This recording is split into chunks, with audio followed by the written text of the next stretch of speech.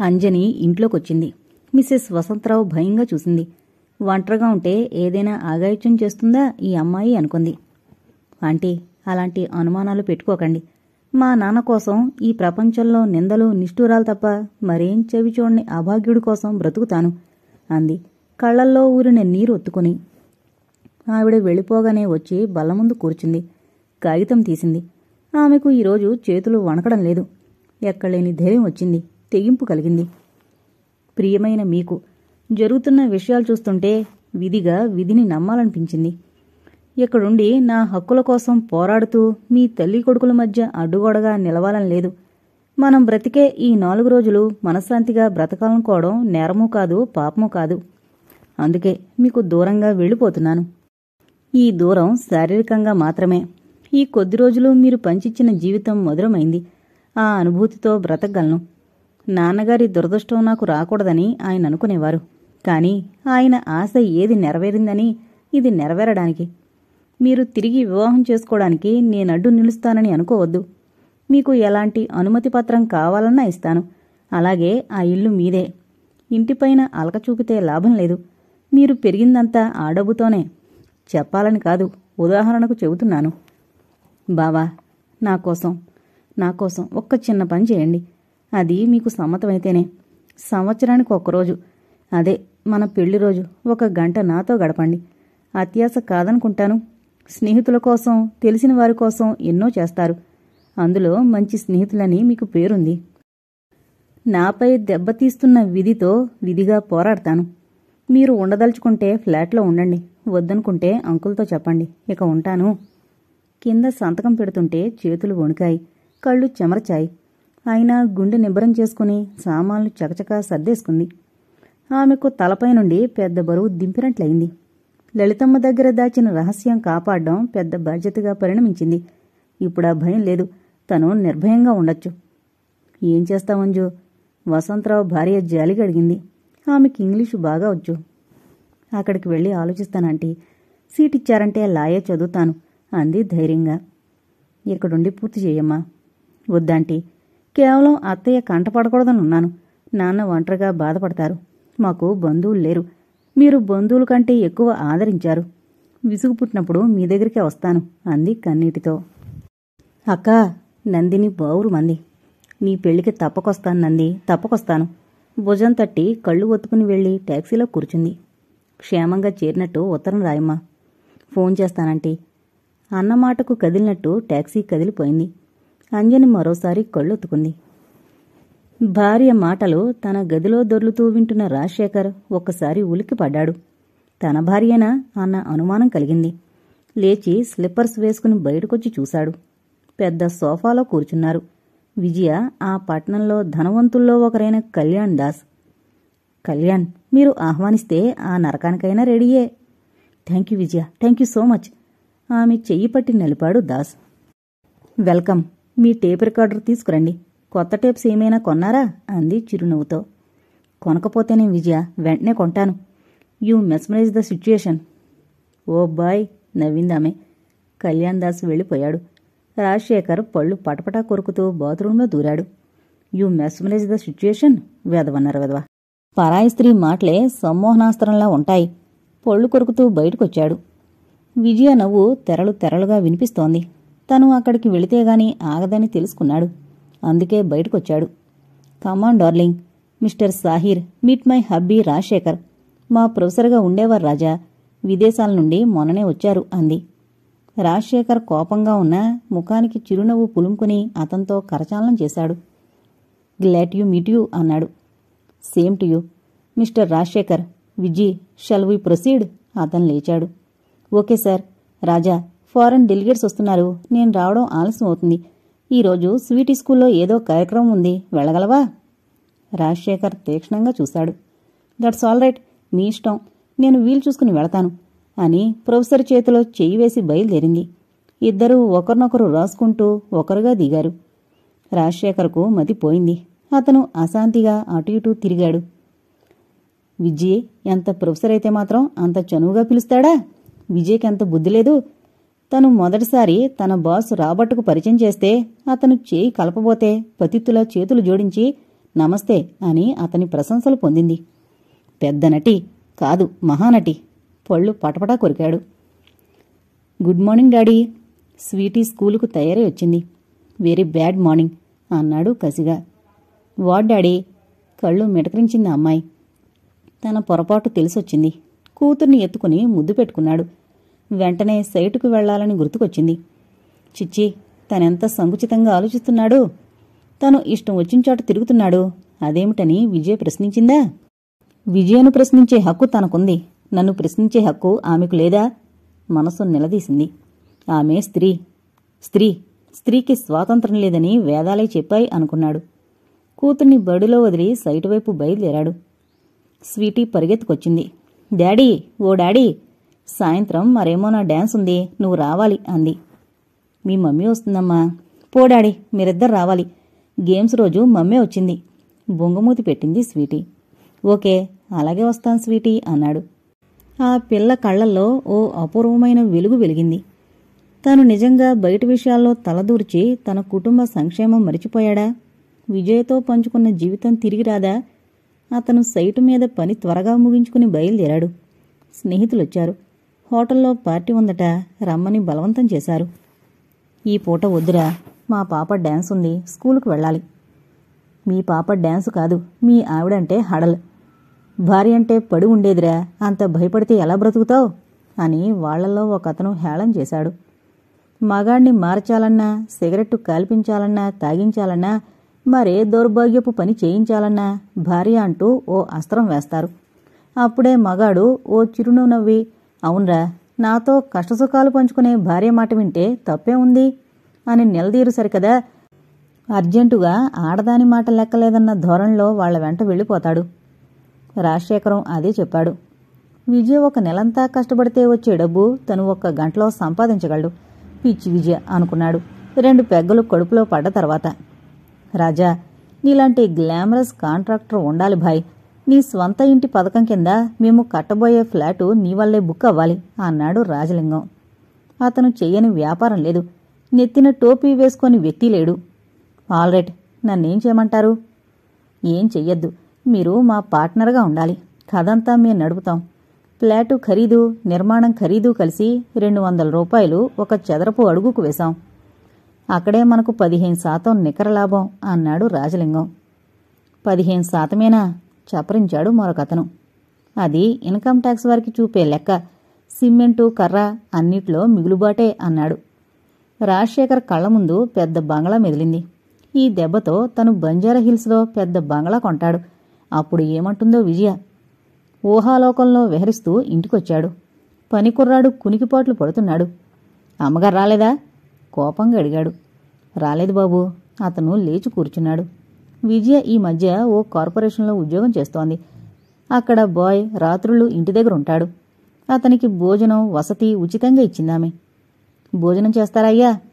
ఒరేయ్, నువ్వేనా పెళ్ళానువా? నోరు మూసుకో అని హాల్లో చతికిల పడ్డాడు. అప్పుడే ఓ పెద్ద బెంజుకారు వచ్చింది. కారులో నుండి ఓ బట్టతలతను దిగాడు. డోర్ తీసి పట్టుకున్నాడు. విజయ్ దిగి నిద్రపోతున్న స్వీటీని భుజం మీద వేసుకుంది. Thank you Mr Arora. నేనే మీకు థ్యాంక్స్ చెప్పాలి. ఆలస్యమైనా నాకు కంపెనీ ఇచ్చారు అన్నాడు చిరునవ్వుతో. అతనికి ఒళ్లంతా కారం రాసుకున్నట్టయింది. బయటకొచ్చి ఆ బెంజుకారు వ్యక్తిని 4 అంటించాలనుకున్నాడు. కానీ ఓవర్ డోస్ వల్ల అతనికి లేవడం వల్ల కాలేదు. విజయ కూతుర్ని పడుకోబెట్టొచ్చి రాజశేఖర్ను లేపింది. అతని జేబులోంచి మీ స్వంతింటి పథకం అన్న ప్రణాళికకు సంబంధించిన కాగితాలు బయటపడ్డాయి. అవి బలమీద పెట్టి అతన్ని నడిపించుకుని పడకగదిలోకి తీసుకువెళ్ళింది. డార్లింగ్, నేను తాగానా? నో నో, ప్లీజ్ పడుకోండి అంది అరిచినట్టు. ఓకే ఓకే చెంపలు వాయించుకున్నాడు రాజా.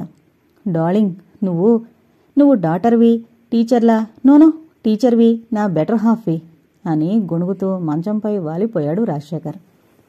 అతనికి దుప్పటి కప్పి ఫ్యాన్ వేసింది. విజయ పళ్ల బిగువన పెదవి బిగించి ఆలోచిస్తోంది. ఆమెకో గర్వం ఉండేది, తన మాటలతో అందర్నీ ఆకర్షించగలనని. కాని అబద్ధం అని తేలిపోయింది. తాగుడు నాగరికత లక్షణమా? మద్యపానం పాత్ర ఎక్కడ చూసినా అక్కడ వీరవిహారం చేస్తోంది. కవితలో, నవతలో, యువతలో, సమతలో. ఆమె అశాంతిగా అటు ఇటూ దొర్లింది. అంతకు క్రితం రోజు దగ్గరగా ఉన్న హాస్టల్లో ఒక కుర్రాడికి స్పృహ తప్పిందంటే వెళ్ళింది. ఫస్ట్ ఎయిడ్ చేద్దామని. అతని బీరువా నిండా లిక్కర్ బాటిల్స్ ఉన్నాయి. అతన్ని పరీక్ష చేస్తూనే గదంతా పరిశీలనగా చూసింది. వాళ్ల నాన్న పెద్ద కాంట్రాక్టరు, అందుకే కాస్ట్లీ హ్యాబిట్స్ అని ఓ కుర్రాడు ఆమె చూపులకు జవాబు చెప్పాడు. కాదు, నేస్టీ హ్యాబిట్స్ అంది కోపంగా. ఆమెకు మతిపోయింది. వీళ్లు దారిలో పడేదెప్పుడు? విద్యా విధానము బాగానే ఉంది, అన్ని వనరులు ఉన్నాయి, అలవాట్లు ఆలోచనలే కల్తీ అయ్యాయి. దేశం పెట్టుబడిదారుల చేతుల్లో కీలుబొమ్మ అయినంతకాలం విముక్తి లేదేమో. లైట్ ఆర్పింది. చీకట్లో నక్షత్రాల సమస్యలు. ప్రతి సివిల్ సర్జన్కో సర్వెంట్ అలాట్ చేస్తారు. ప్రతి సర్జను ఎవరినో అపాయింట్ చేయించి జీతంలో సగం తాము కొట్టేస్తారు. ఈ అన్యాయం నశించేదెలా? విద్యావంతులు మేధావులు చేస్తున్న పనులివి. ఎదిరించిన వారు పిచ్చివారవుతారు. ఈ ప్రణాళిక ఫలిస్తే Anitha, buy new car darling, new car. నిద్రలో రాజశేఖర్ కలవరిస్తున్నాడు. విజయ గాఢంగా నిట్టూర్చింది. పురుషుడి పతనానికి స్త్రీల కోరికలు కారణమని అనుకునేది.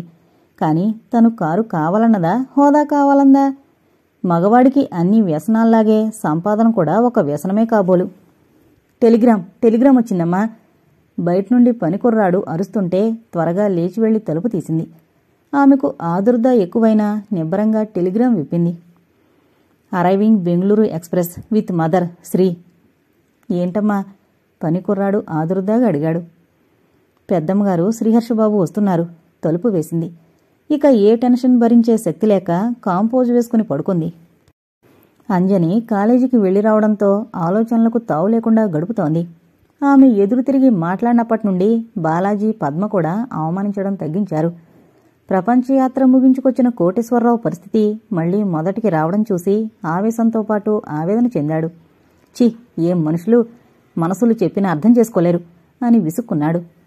అప్పుడే 3 నెలలు దాటింది బెంగళూరు నుండొచ్చి. శ్రీహర్ష ఎక్కడికే వచ్చాడని తెలిసినా అనుబంధాలు పెంచుకోవడం అర్ధరహితమని గ్రహించి ఊరుకుంది. కోటేశ్వరరావు మనసులో ఏముందో గాని మళ్లీ శ్రీహర్ష, లలితమ్మల పేరెత్తలేదు. అంజని ఒక నిట్టూర్పు వదిలింది. ఆ రోజు ఆయన హడావిడిగా వచ్చాడు. అంజని పక్కన కూర్చున్నాడు. అంజు, నిన్ను ఏనాడు ఇది చెయ్యి అని ఆజ్ఞాపించలేదు తల్లి. మీ అమ్మ మనశ్శాంతి కోసం, నా పాప ప్రక్షాళన కోసం నిన్నో కోరిక కోరతాను అన్నాడు ఆమె చేతిని తన చేతిలోకి తీసుకుని. అంతగా ఆలోచిస్తారేం నాన్నా, మీరు ఆజ్ఞాపించాలి అంది నవ్వు ముఖానికి పులుముకుని. ఆయన లేచి కిటికీ ఓచలు పట్టుకుని నిల్చున్నాడు. అంజు, మరో గంటలో అమెరికా నుండొచ్చిన వరుడొస్తాడు. మన సంగతంతా చెప్పాను. నిన్ను వివాహం చేసుకోవడానికి అంగీకరించాడు. నువ్వు అంగీకరిస్తే ఆ తల్లి కొడుకుల ముఖం మీద కొట్టినట్టు ఈ వివాహం చేస్తాను, లేదంటే కుళ్ళి ఏడవాలి అన్నాడు. చాలాసేపు నిశ్శబ్దం రాజ్యమెలింది. మీ ఇష్టం నాన్న అంది. అతి ప్రయత్నం పైన లేచి వెళ్ళిపోయింది. కోటేశ్వరరావు ఒక్క క్షణం తెల్లబోయాడు. తను ఆశించని సమాధానం. అంజని తెల్లబోయి ఏడుస్తుందనుకున్నాడు. ఆమె హృదయపూర్వకంగా అంటే తనకు కావలసిందేమిటి? నిమిషంలో అతనికి, అతని తల్లికి గుణపాఠం చెప్పగలడు. ఆయన మెల్లగా ఆమె గదిలోకి వెళ్ళాడు. ఆయన ఊహించినట్టు ఆమె బాధపడ్డం లేదు. రికార్డు ప్లేయర్ ఆన్ చేసి కూర్చుంది. అంజు, ఏంట్నానా? ఇటు తిరిగింది. హృదయపూర్వకంగా అంగీకరించావా అమ్మా? ఇప్పుడీ హృదయంలో తండ్రి తప్ప మరెవరూ లేరని ఇలా నమ్మించాలనానా అంది. ఆయన చటుక్కున ముందుకొచ్చి ఆమెను అక్కును చేర్చుకున్నాడు. ఆయన కళ్ళు చెమర్చాయి. అంజు, నన్ను ఎన్నో రకాలుగా విధి శాసించిందమ్మా. అయినా నేను బాధపడలేదు. బయట నన్ను చూసిన వారికి నా జీవితం స్వర్గతుల్యం. ఇంట్లో నరకం అనుభవించాను. ఆ విధి నన్ను ఆడిస్తానంటోంది. ఆడించలేవు అని ఆ విధితో పంతం కాస్తానమ్మా అన్నాడు ఆవేశంగా. ఆయనకి దూరం జరిగింది. మతి భ్రమించలేదు కదా అన్నట్టు చూసింది.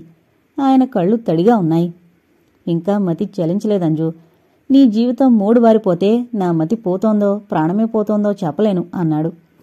వద్దు నాన్న, ఆ మాట అనకండి అంది అర్థింపుగా. అయితే 4 గంటలకు రఘువీర్ వస్తాడు. ఈరోజే ఎందుకు పిలిచానంటే పద్మ, బాలాజీ ఉండరు అన్నాడు. అన్నా వదిన చాలా మారిపోయారు అంది. వారిలోని మార్పు తాత్కాలికమే అంజు. అబ్బాయి ఈ తరంవాడు. తనకు మెడిసిన్ చదవడానికి సహాయం చేశానని అభిమానం ఉంది. తల్లిదండ్రులకు నీకు వివాహమైన సంగతి తెలీదు, అందుకే మన జాగ్రత్తలో మనముండాలి అన్నాడు. జాలిగా చూసింది అంజు. వివాహమయ్యాక తెలిస్తే ఎన్ని సమస్యలుంటాయో అనుకుంది. ఆమె భావాలు ముఖం మీద చదివినట్టు నచ్చజెప్పాడు. చూడమ్మా, రఘుకు ఏ అభ్యంతరమూ లేదు. సాయంత్రం అన్నీ నిశ్చయమైతే శుక్రవారం వివాహం అవుతుంది. ఆదివారం మీరు సిమ్లా వెళతారు. మీరొచ్చేసరికి పాస్పోర్టు తయారు చేయిస్తాను. అతని భారీగా వెళ్లడం కుదరకపోతే విడిగా వెళుదువు గాని. అలాగే నాన్న అంది. రఘువీర్ తల్లిదండ్రులు నాదెండ్లో సెటిల్ అయ్యారు. వారికి విషయాలు తెలిసే ఆస్కారం అట్టే ఉండదు అన్నాడు. ఆమె మాట్లాడలేదు. కాఫీ తెస్తానని కిందకొచ్చింది. అంజనీ, నాకు ఒక కప్పు కాఫీ ఇవ్వమ్మా బాలాజీ అడిగాడు. అలాగే అన్నయ్య, సాయంత్రం మీరు ఉండడం లేదా? లేదమ్మా, జర్మనీ నుండి ఎవరో స్పెషలిస్ట్ వస్తాడట. మీ వదిన సంగతి తెలుసుగా, వెళదామంటోంది. ఒకప్పుడు గర్భం వస్తుందని కృత్రిమ పద్ధతులు అవలంబించి మందులు వాడాం అన్నాడు. ఇంకా విజ్ఞాన శాస్త్రం ప్రగతిని సాధించాలన్నయ్య. ఇద్దరో ముగ్గురు అయ్యాక ఆపరేషన్ చేయించుకుంటే పోయేది అంది. కాఫీ కలిపి అందరికీ ఇచ్చింది. ఆమె ద్వైధీభావాలతో సతమతమవుతోంది. ఇంత తొందరగా తండ్రి తనకు పునర్వివాహం చెయ్యాలని నిర్ణయించుకున్నాడంటే దాని వెనక ఎంత బాధుందో అర్థమవుతోంది.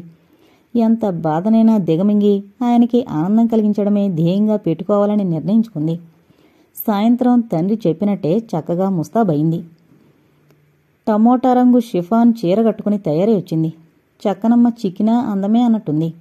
ఆ మంగళసూత్రాలు తీసి బీరువాలో పడేయమ్మా. మంచిది నాన్న అంది. అవి తీయాలనుకుంటే ఆమె ముందు శ్రీహర్షొచ్చి నిలబడ్డాడు.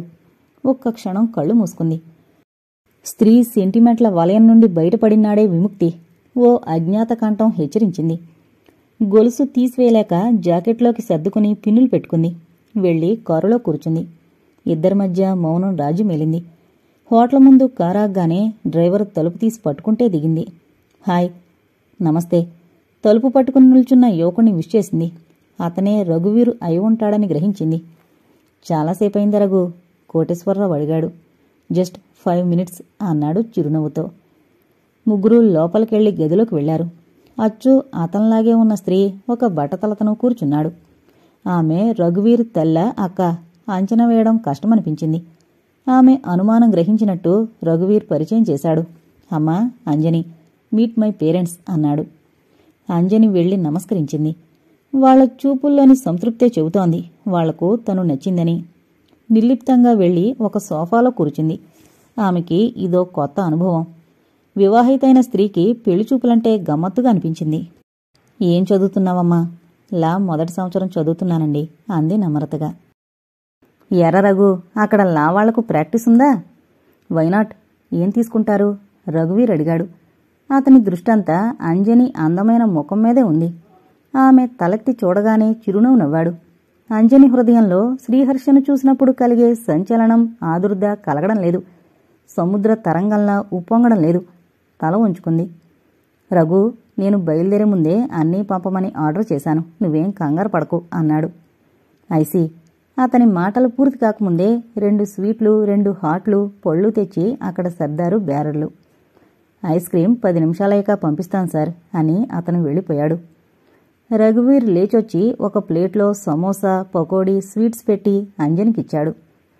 థ్యాంక్యూ అంటూ తీసుకుంది. అప్పుడే వేడివేడిగా నూనెలో నుండి తీశారేమో గుప్పుమని వాసన వేసింది.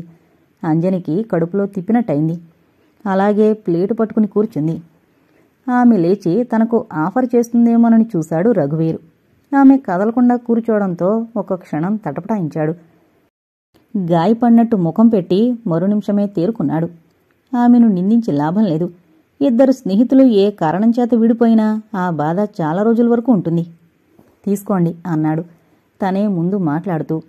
థ్యాంక్స్ అంది ఆమె. వడలను చూస్తేనే అదో మాదిరిగా ఉంది. తుంచి చేతబట్టుకుంది.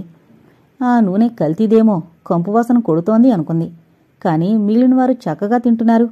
మర్యాదగా ఉండదని తుంచిన ముక్క నోట్లో పెట్టుకుంది. అంతే, భళ్ళున వాంతి అయిపోయింది. ఓ, ఏమైంది? రఘువీర్ లేచి ఆమెను సోఫాలో కూర్చోబెట్టాడు. కోటేశ్వరరావు బాయ్ని కేకేశాడు. ఏమ్మా? ఆదుర్దాగా కూతురి ముఖం చూశాడు. ఐయామ్ సారీ, ఇంటికి వెళ్ళిపోదాం నాన్న. అలాగేనమ్మా, కాసేపు విశ్రాంతి తీసుకో అన్నారాయన. ఆయనకు చిరాగ్గానే ఉంది. తిండి తినే సమయాన వాంతి కావడం అసహ్యకరమైన విషయం, అశుభ సూచకం. రూమ్ బాయ్ వచ్చి శుభ్రం చేశాడు. కోటేశ్వరరావు అతనికి 5 రూపాయలు ఇచ్చాడు. ప్లీజ్ ఒకసారి టెస్ట్ చేయనా? రఘువీర్ అడిగాడు. మౌనంగా తలూపింది. అతను మెల్లగా అడిగే ప్రశ్నలకు ఆమె జవాబు చెప్పింది. అతని ముఖం గంభీరంగా మారింది. అతను మందులు రాశాడు. కోటేశ్వరరావు గారు, ఆమె బలహీనంగా ఉంది, జాగ్రత్తగా మందులు వాడండి అన్నాడు. అందరూ సగంలోనే పలహారం వదిలేసి కాఫీ తాగారు. అంజని కాఫీ కూడా తాగలేకపోయింది. ఏదైనా కూల్ డ్రింక్ తీసుకుంటారా? రఘువీరు ప్రేమగా అడిగాడు. నో థ్యాంక్స్, అవి తలుచుకుంటేనే కంపరం పుడుతోంది. మొన్న వంటావిడ గంజి తాగుతుంటే ఆ గంజి తాగాలనిపించింది అంది. రఘువీరు చిన్నగా నవ్వాడు. ఆ తర్వాత ఎంత ప్రయత్నించినా మాటలు సాగలేదు. కోటేశ్వరరావు మళ్లీ కలుస్తానని కూతుర్ని తీసుకుని లేచాడు. అబ్బాయికి అమ్మాయి ఎప్పుడో నచ్చింది, మేము చూశాం. బంగారు బొమ్మ అన్నయ్య, మీరు ముహూర్తాలు పెట్టించి రాయండి. రఘువీరు తల్లి తృప్తిగా చూసింది. అలాగేనమ్మా, వస్తాం, రఘువీరు తండ్రికి చెప్పాడు. అంజని కిందకి దిగొచ్చి కారులో కూర్చుంది. కోటేశ్వరరావు రిసెప్షన్ దగ్గరకు వెళ్ళాడు. థ్యాంక్స్ రఘువీర్ గారు. థ్యాంక్స్ ఎందుకు? అతను కారు తలుపు వేశాడు. మీకు నా విషయం తెలిసిపోయింది, అయినా అందరి ముందు బయట పెడితే నా పరువు పోయేది అంది బాధగా. ప్లీజ్ టేక్ ఇట్ ఈజీ అన్నాడతను. ఈ విషయంలో నాన్నగారు అబద్ధం చెబితే ఆయన తరపున నేను క్షమాపణ కోరుకుంటాను అంది. I can understand your father's anxiety అన్నాడు చిరునవ్వుతో. మీ విశాల భావాలకు నా ధన్యవాదాలు అంది ఆర్తిగా. నో మెన్షన్ అన్నాడు. అతని కళ్లల్లో ఎన్నో ప్రశ్నలు, జవాబు ఒక్క మాటలో చెప్పలేదు. అంతలో కోటేశ్వరరావు వచ్చాడు. అమ్మా నాన్నల అభిప్రాయం విన్నావుగా రఘువీర్ అన్నాడు ఆనందంగా. మీ అమ్మాయి గర్భవతి, సారీ టు సే. ఆమె గర్భవతిని నాకేం అభ్యంతరం లేదు, ఆమెకే ఉంటుందేమో అన్నాడు. కోటేశ్వరరావు ఇంకేం విందల్చుకోలేదు. కారెక్కి తలుపు వేశాడు. తలుపు చప్పుళ్లోనే అర్థమైంది అతని కోపం, అసహాయత. రఘు, రేపు ఫోన్ చేస్తాను అన్నాడు. దారిలో తండ్రి కూతురు ఒక్క మాట మాట్లాడుకోలేదు. అతను తన గదిలోకి వెళ్లి తలుపులు వేసుకున్నాడు. ఆ క్షణంలో అతన్ని పలకరించ సాహసించలేదు అంజని. పద్మ గదిలో నుండి మూలు వినిపించింది. ఆమెకు ఎంత వద్దనుకున్నా మనసాగలేదు. వదినా అంటూ గదిలోకి వెళ్ళింది. అంజని, నా ప్రాణం పోతోంది, మీ అన్నయ్యకు ఫోన్ చేయి అంది. బాధగా మిలికలు తిరుగుతోంది. ఏమైంది వదినా, మీరెక్కడికో వెళ్లాలన్నారు? అంజని, మంచినీళ్ళివ్వు అంది అటు ఇటూ దొర్లుతూ. అంజని మంచినీళ్ళిచ్చి డాక్టర్కి ఫోన్ చేసింది. అసలు ఏమైంది వదినా? చెట్టు మందు పోస్తే కడుపులో మలినం పోతుందంటే, అబ్బా అమ్మా, మిలికలు తిరిగింది. ఆమె కడుపు రాస్తూ కూర్చుండిపోయింది. నాగరికతకు మారుపేరు తన వదిన. ఇంకా చెట్లు, పసర్లు, నాటు వైద్యాలు హాస్యాస్పదంగా తోచింది. ఈనాటి నవనాగరికులే అమ్మలను, బాబాలను నమ్మి బెల్బాటం ప్యాంటుపై సత్యసాయి విభూది ధరిస్తారని తెలీదు. డాక్టరొచ్చి చివాట్లు వేసి మందిచ్చాడు. అమ్మాయి, ఆ మాత్రలు గంటకొకటి వెయ్యాలి, నాదేం లేదు, ఇక జాగ్రత్తగా చూసుకోవాల్సిన బాధ్యత మీది అని వెళ్ళిపోయాడు. అంజని మాత్రిచ్చి పాలు తాగించింది. 10 నిమిషాల్లో నొప్పి తగ్గింది. మీరు ఆలోచిస్తూ బుర్ర పాడు చేసుకోకుండాదినా, అన్నయ్యకు ఫోన్ చేసి వస్తాను. అంజని ఆమె దుప్పటి సవరించొచ్చింది. క్లబ్బుకు ఫోన్ చేసింది. అతను ఆట మధ్యలో పిలిస్తే విసుక్కుంటాడమ్మా. అక్కడ ఫోన్ ఎత్తిన తను జవాబు చెప్పాడు. భార్యకు చాలా సీరియస్గా ఉందని చెప్పండి అంది. అతను వెళ్లి పిలుచుకొచ్చాడు. నాన్సెన్స్, ఏంటిది? ఎవరు? అంజని, ఆ బిచ్చుకు రోగలిందెప్పుడు? ఎంత సీరియస్గా ఉన్నా నాకు ఫోన్ చేయకు, చస్తే చెయ్యి. I will be happy. తలనొప్పి నువ్వు చూసుకో, లేకపోతే ఆసుపత్రిలో చేర్పించు అన్నాడు బాలాజీ. అతనితో ఒక్క మాట మాట్లాడలేక ఫోన్ పెట్టేసింది. భార్య అంటే అంత చులకనా? వస్తున్నారా అంజని? నీరసంగా అడిగింది పద్మ. వస్తున్నారు వదినా, ఎవరో గెస్టులొచ్చారట అంది. నాకు తెలుసంజని, ఆయనకు నేనంటే రవ్వంత కూడా ప్రేమ లేదు. ఆసుపత్రిలో పారై అనుంటారు. వెక్కి వెక్కి ఏడ్చింది. అంజనికి ఎలా ఓదార్చాలో తెలీదు. తెల్లవార్లు ఆమె మంచం దగ్గరే కూర్చుంది. పొద్దున్న కాఫీ తాగింది. తను తీసుకుంటుండగా కోటేశ్వరరావు పిలిచాడు. డాక్టర్ సుధారావు దగ్గర అపాయింట్మెంట్ తీసుకున్నాను, 8 గంటలకు వెళదాం అన్నాడు. అలాగే వెళదాం అంది జడ విప్పుకుంటూ. ఎందుకని అడగమే? చెకప్ కాదు, అబార్షన్ చేస్తాను అంటుంటే అతని గొంతులో కఠినత్వం కరకరలాడింది. మంచిది నాన్న అంది.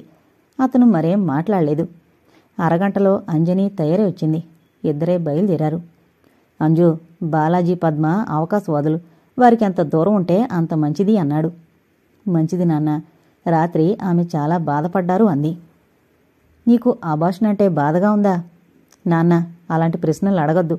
కేవలం నేను మీ కూతుర్ని, మీకిష్టమైన పని ఏదైనా చేస్తాను. అమ్మా. అవునాన్న, నాకు మిగిలింది మీరు, మీకు మిగిలింది నేను. మీకోసం ఏమైనా చేస్తాను అంది. అతను ఆ మాటలకు ఉలిక్కి పడ్డాడు. ఇద్దరూ లేచి డాక్టర్ దగ్గరకు వెళ్లారు. ఆమె పరీక్ష చేసింది. డాక్టర్, ఒక్క నిమిషం. కోటేశ్వరరావు ఆమెను ఎడంగా తీసుకువెళ్లాడు. అంజని గుండె దడదళ్లాడింది. ఒకసారి తను శ్రీహర్షతో పంచుకున్న మధురమైన క్షణాలు గుర్తుకొచ్చాయి. ఒక్క బెడ్ అయితే చాలు, ఎంత ఖాళీగా ఉందో చూడండి. అతని కైదండ అండగా చేసుకుని పడుకుని అడిగింది. ఆ ఖాళీ స్థలం ఇద్దరు పాపలకే సరిపోతుంది. మరి ఇద్దరు కాక నలుగురు కావాలా? అంజు, మనకు ఇంటి నిండా పిల్లలుండాలి. ఎప్పుడూ ఇల్లు పిల్లల కేరింతలతో ఏడుపులతో కళకళ్లాడుతుండాలి అన్నాడు. కాని విధి ఎంత క్రూరంగా ఆడుకుంది తమ జీవితాలతో. ఊపిరి పోసుకోకముందే అతని బిడ్డను అంతం చేస్తోంది. ఆమె కళ్ళు ఒత్తుకుంటుండగా కోటేశ్వరరావు వచ్చాడు. ఆమె కంగారుగా ముఖం దాచుకుంది. పదమ్మా. అంజని లేచి ఆపరేషన్ థియేటర్ వైపు నడిచింది. మరేం పర్వాలేదమ్మా, ఇప్పుడు వెళ్ళొచ్చు. విజయ్కు చెబుతాన్లే నవ్వింది డాక్టరమ్మ. అప్పటికే కోటేశ్వరరావు వెళ్లి కారులో కూర్చున్నాడు. అంజనొచ్చి తండ్రి పక్కన కూర్చుంది. ఆలస్యమైతే అబార్షన్ కష్టం నాన్న అనబోయి మాట మింగేసింది. ఈ బాదరబందీ బాధ కంటే అదే మేలనుకుంది. ఇంటికి రాగానే కోటేశ్వరరావు వెళ్లి మందులు తెచ్చాడు. మందులతో గర్భస్రావం అవుతుందని చెప్పిందేమో అనుకుంది. కాని మందులన్నీ పాప ఆరోగ్యంగా పెరగడానికిచ్చేవి. అర్థం కానట్టు తండ్రివైపు చూసింది. అంజు, మీ అందరికంటే ముందు నేను గాఢంగా ప్రేమించి అభిమానించిన వ్యక్తి ఆనందబాబు. ప్రేమంటే స్త్రీ పురుషుల మధ్య సంబంధం అనుకుంటారు కానీ అభిమానానికి అనురాగానికి హద్దులు లేవమ్మా. కళ్ళు తుడుచుకున్నాడు. మీరు ఏడుస్తున్నారా నాన్న? ఆనందను అగ్నికి ఆహుతి చేసి ఇంతకంటే ఎక్కువ ఏడ్చాను. అతని వంశాంకురాన్ని నాశనం చేయలేనమ్మా, చేయలేను. అతని గుర్తుగా పెంచుతాను అన్నాడు. నాన్నా, పసిపిల్లల తండ్రిని వాటేసుకుని బావురుమంది. వెళ్ళి మందులు వేసుకో అన్నాడు తల నిమిరి. ఆమెకు ఒక్కసారి సంతోషంగా గంతులు వేయాలనుంది. ఎవరితోనైనా తన సంతోషం పంచుకోవాలనుంది. కిందకొచ్చి ఓ నెంబర్ డైల్ చేసింది. Hello, 74391 Sriharsha here. Hello hello. అతను ఫోన్ కట్ చేశాడు. ఈ సంతోషం చాలు అనుకుంది. అంజని, మీ వదిన పిలుస్తోంది. బాలాజీ వచ్చి చెప్పాడు. ఆమె అతన్ని ఆశ్చర్యంగా చూసి పైకి వెళ్ళిపోయింది.